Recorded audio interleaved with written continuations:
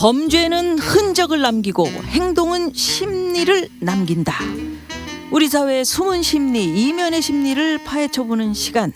연세대학교 심리학과 황상민 교수 나오셨습니다. 어서 오십시오. 네, 안녕하세요. 내가 평생 먹여 살릴게. 현금으로 달라면 그것부터 처리해줄게. 흡사 두 남자의 금지된 사랑에 고백하지만 사실은 입마금을 위한 뒷거래 녹취의 일부다. 민간인 불법 사찰에 윗선이 있다고 폭로한 장진수 전 주무관을 달래는 최종석 전 청와대 행정관.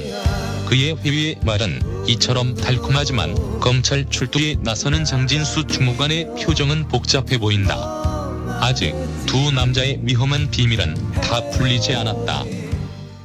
장진수 씨가 검찰 출석을 했어요. 그래가지고 이제 뭐 진실이 밝혀져야 된다는 것 때문에 이런 말도 남기고 했는데, 이분이 이제 결단을 하고서 폭로를 한 건데 네. 이 심정이 얼마나 불안하고 두렵겠어요?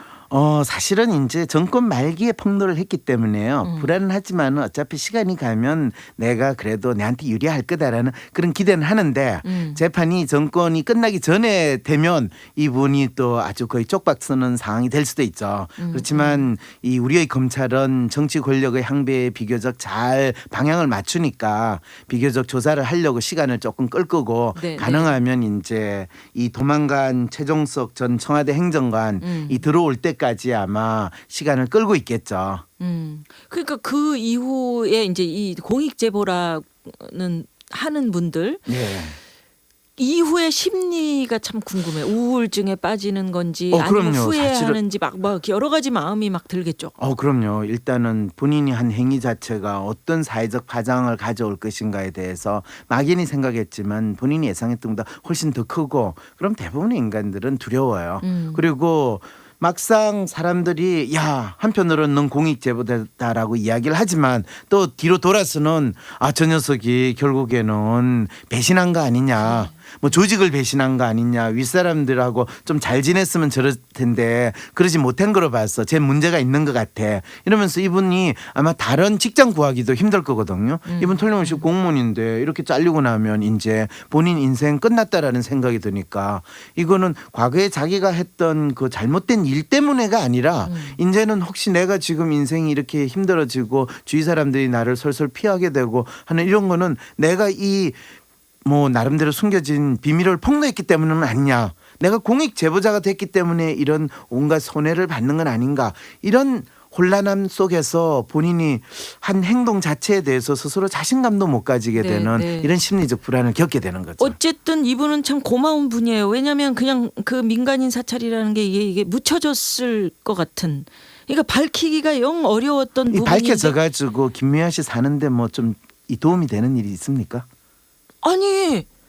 아니 누구든 당할 수 있지 그건요, 교수님. 민간인 사찰을 당한다는 거. 국무총리실에서 이게 민간인 사찰을 했다는 게 이게 이제 밝혀지면서 이게 청와대가 개입을 했다는 증거 중에 계속해서 나오고 있는 거 아닙니까? 이게. 여기서 중요한 건 누구나 당할 수 있다가 아니라요. 국가 공권력이 그것도 최고의 권력을 행사하는 청와대가 민간인이라든지 정치적으로 마음에 안 드는 사람들을 공권력을 행사해가지고 치사하게 그 사람을 조사하고 또 조금이라도 뭔가 이 껄끄러운 걸 밝혀내면 그거를 빌미로 해서 협박을 하려고 하는 이런 거의 마피아적인 행위를 우리의 최고의 청와대에 있는 이 분들이, 그 높은 분들이 했다는 것 자체가 국민들 입장에서는 자랑스러운 대한민국의 국민이 아니라 이거는 아주 꼼수를 쓰는 이 찌질한 인간들의 모임이 우리의 최고의 권력에 있는 분들인가, 이런 혼란함을 줬다는 것 때문에 엄청난 국민들의 심리적 이 상실감 내지는 좌절감 또는 심지어는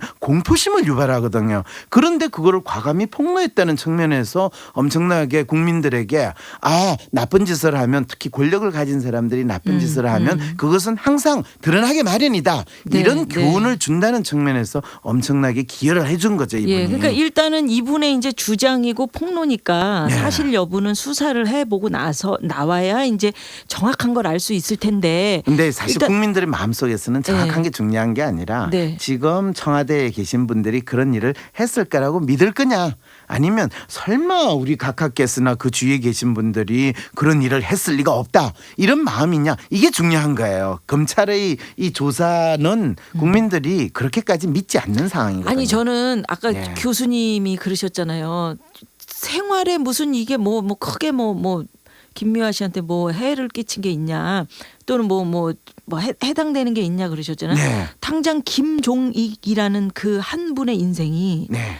회사를 뺏기고 사찰을 당하면서 이분이 700명이 넘는 회사를 가지고 있었는데 완전 인생이 다 이분은 아, 그분하고 친하세요? 아니 제가 인터뷰도 하고 얘기 아, 드려서 아시는 알잖아요. 분이시군요. 블로그에 아. 글 하나 사진인가 뭐 하여튼 글을 자기가 볼 게 있어서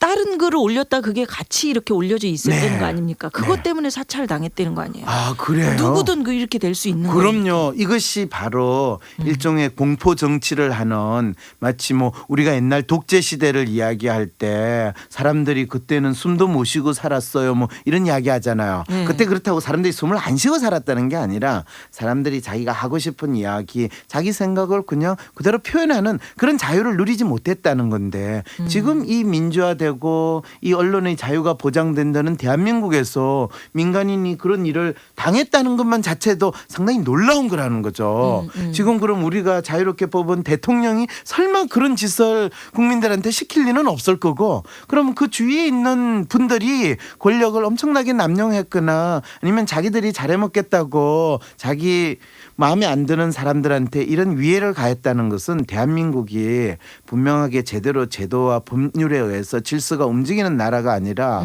권력만 잡으면 지 마음대로 할 수 있다는 그런 거의 똘마니들의 세상이다는 이런 생각을 가지게 되니까 얼마나 이 가슴이 아픕니까? 근데 만약에 이제 재수사를 통해서 밝혀지겠지만 만에 하나라도 이 폭로를 당한 사람의 입장에서 네.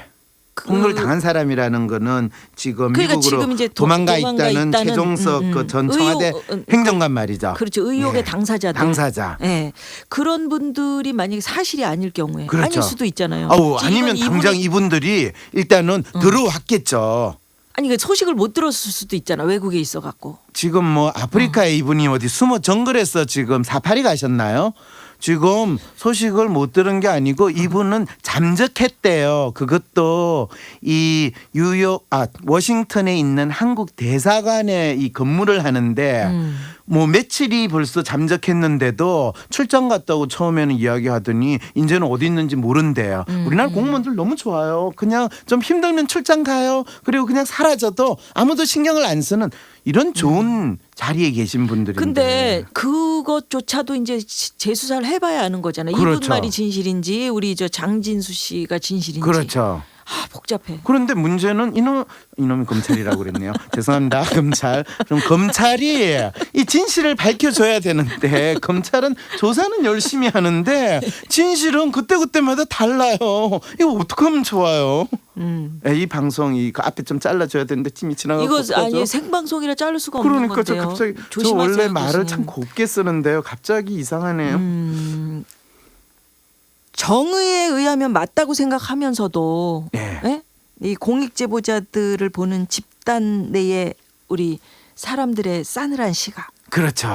그런 심리는 또 뭐예요? 왜냐면요. 맞아 저 사람이. 저 사람 잘했어. 네, 잘했어. 그래 저 조직은 내가 문제가 있는 줄 알았어. 그런데 저걸 밝혔구나. 그런데 우리 조직은 어때? 아니 우리 조직도 그런 문제 있잖아. 그럼 제가 또 공익 제보를 하면 우리는 완전히 망하는 거잖아. 이런 심리를 지금 대한민국 사회에서 살고 있는 사람들이 가지고 있는 거죠. 그래서 대한민국 사람들은 사실 나는 한 점 부끄러움도 없이 삽니다. 이렇게 생각할 수 있는 사람은 김미아 씨는 그럴지 모르겠지만 모든 사람은 털면 먼지 안 나는 사람이 없어요. 아니, 저도 부끄러워요. 부끄럽죠. 사는 게. 왜 그러세요? 그러니까 우리가 사는 게 참 부끄러움을 느끼고 있는데 나는 한 점 부끄러움도 없는 인간이 되라. 뭐 이런 식으로 놓으면 갑자기 할 말이 없는 거예요.